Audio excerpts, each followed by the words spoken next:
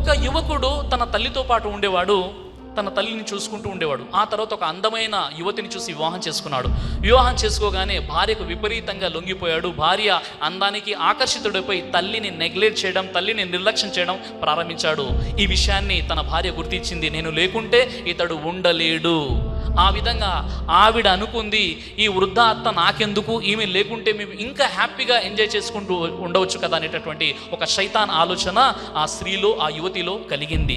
అప్పుడు ఆమె ఏం చేసిందంటే, ఇతడు రోజు ఉద్యోగం చేసుకుని ఇంటికి వచ్చేవాడు. సాయంత్రం రాగానే ఏదో ముఖం మార్చుకుని ఉండేది. ఒకరోజు ఇతడు ఉద్యోగం కోసం వెళ్ళాడు, సాయంత్రం ఇంటికి వచ్చాడు. ఈమె ఏదో నలతగా ఉంది, సరిగ్గా మాట్లాడలేదు, పట్టించుకోవడం లేదు. అప్పుడు అన్నది ఖరాఖండిగా చెప్పేసింది, చూడండి ఈరోజు నీ తల్లి అయినా ఉండాలి లేదా నేనైనా ఉండాలి, నువ్వు ఆలోచించుకో అనగానే తల్లిని నిర్లక్ష్యం చేసి అప్పటికే భార్య ప్రేమలో మోజులో పడిపోయినటువంటి ఆ భర్తకు, ఆ వ్యక్తికి తల్లి యొక్క గొప్పతనాన్ని మర్చిపోయాడు. అతడు నీచుడుగా మారిపోయాడు. రాత్రి మొత్తం ఆలోచించుకున్నాడు, పడుకున్నాడు. ఉదయం లేవగానే తన తల్లిని లేపాడు, తీసుకెళ్ళాడు, అడవిలోని దూర ప్రాంతంలో వదిలేశాడు. ఆ దూర ప్రాంతంలో వదిలేసి తిరిగి వచ్చేశాడు. ఇంటికి వచ్చేసిన తర్వాత అది క్రూర జంతువులు తిరిగేటటువంటి అడవి. ఇంటికి వచ్చిన తర్వాత కొన్ని గంటలు అవుతున్నాయి, సాయంత్రం అవుతుంది, చీకటి పడడానికి కొద్దిగా సమయం మాత్రమే మిగిలి ఉంది. అతడు ఏం చేశాడంటే, నా తల్లి ఏం చేస్తుందో చూద్దామని మారువేషం వేసుకుని అడవికి వెళ్ళాడు. వెళ్ళగానే తన తల్లి అక్కడ కూర్చొని విపరీతంగా ఏడుస్తుంది.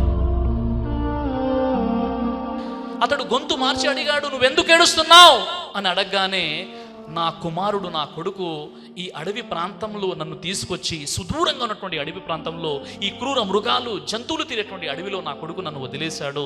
అతడు క్షేమంగా ఇంటికి చేరాడో లేదో, మార్గ మధ్యంలో జంతువులు ఏవైనా వేటాడాయేమో అని నేను భయపడుతున్నాను. నా కొడుకు క్షేమంగా చేరాడనే వార్త ఉంటే మీరు చెప్పండి, నేను ప్రశాంతంగా ఇక్కడే ఈ జంతువులకు బలైపోతాను, కానీ నా కొడుకు మాత్రం క్షేమంగా ఇంటికి చేరుకోవాలనేదే నా తపన అని ఆ తల్లి అంటుంది.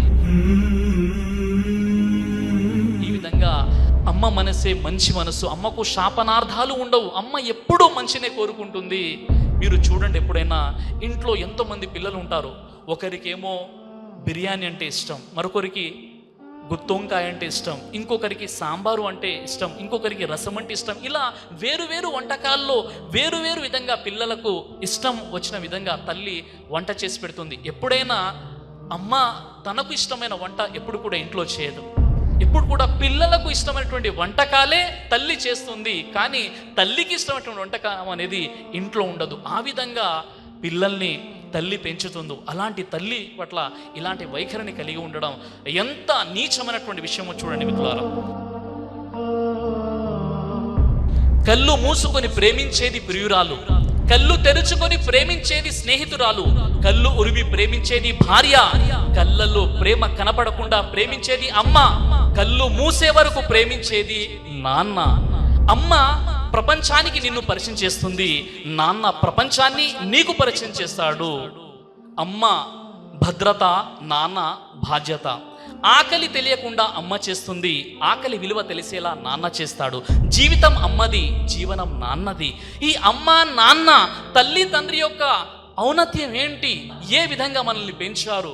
ఎప్పుడన్నా మీరు చూసి ఉంటారు, చిన్నప్పుడు జ్వరం వచ్చినప్పుడు వారి టెంపరేచర్ పెరగకుండా ఆ యొక్క తడి బట్ట తీసుకొని, ఆ తడిగుడ్డ తీసుకొని తల్లి లేదా తండ్రి ఆ పిల్లల్ని తీసుకొని రాత్రి మొత్తం కూడా ఆ టెంపరేచర్ ఎక్కువగా పెరగకుండా చూస్తూ ఉంటారు. వారు నిద్రని భంగపరుచుకుంటారు. తమ పిల్లల కోసం ఏ విధంగా వంతుల వారీగా, ఒకరోజు తండ్రి తన జ్వరంలో ఉన్నటువంటి కుమారుని కాపాడుకుంటే మరో రోజు తల్లి కాపాడుకుంటుంది. ఈ విధంగా గంటల తరబడి వారి యొక్క నిద్రను కూడా వారు త్యాగం చేసి, వారి ఆరోగ్యాన్ని త్యాగం చేసి, వారి యొక్క పిల్లలు ఏమైపోతారో అనేటటువంటి భావనతో వారు ఉంటారు. ఒకవేళ వారి పిల్లలకి ఏదైనా నష్టం కలిగితే వారు జీవితంలో సంపాదించిన సంపాదన అంతా కూడా పిల్లల కోసం, వారి ఆపరేషన్ కోసం, వారి జీవితం కోసం కేటాయిస్తారు. అలాంటి గొప్ప మనసు ఉన్నటువంటి వారే తల్లి తండ్రి. కాబట్టి ఎవరైనా మీ మంచి కోసం 100% నిష్కల్మషంగా, ఎలాంటి కల్మషం లేకుండా నిర్ద్వంద్వంగా మిమ్మల్ని ప్రేమించే వారి ప్రపంచంలో ఎవరైనా ఉన్నారంటే, మీ నిజమైనటువంటి బెస్ట్ ఫ్రెండ్ ఎవరైనా ఉన్నారంటే వారు మీ పేరెంట్స్.